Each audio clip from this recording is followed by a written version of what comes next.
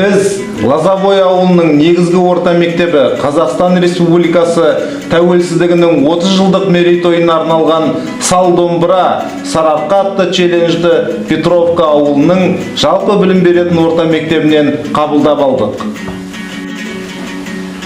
Балалар, сендерге желтоқсан құрбаны болған Қайрат Рысқұлбек ағаларының сөзінде жазылған қоштасу әнін орындап берейін.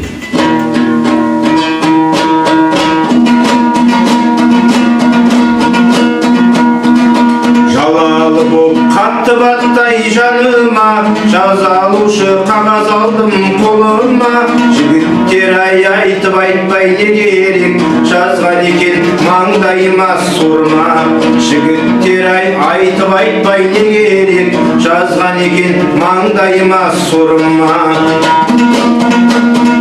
Біріншіден мен анамды сағындым, екіншіден бұл Құдайға не қылдым.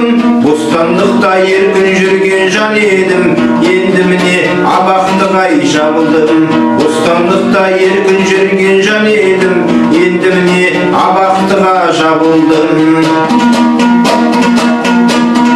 Әке таяу пайғамбардай жасың бар, туа бермес сіз секілді асылдар. Қартайғанда жүрегіңді жаралап, кесір болдай біз секілді масылдар. Қартайғанда жүрегіңді жаралап, кесір болдай біз секілді масылдар. Айналайын ағалар мен жеңгелер, бұл өмірде сіздерге кім тең келер?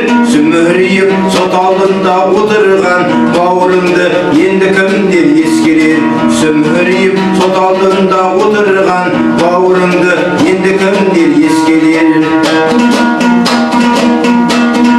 Айналайын қарындасым қарағым, қолда кісенмен айдауға барамын.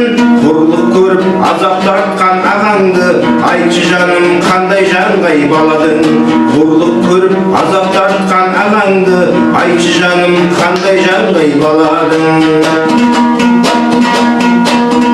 Айналайын інішегім құлыным, сен ойласам үзіледі-ау жолыным. Сенің ерке ақ жүзіңді көре алмай кетіп барам мен айдауға құлыным. Сенің ерке ақ жүзіңді көре алмай кетіп барам мен айдауға құлыным.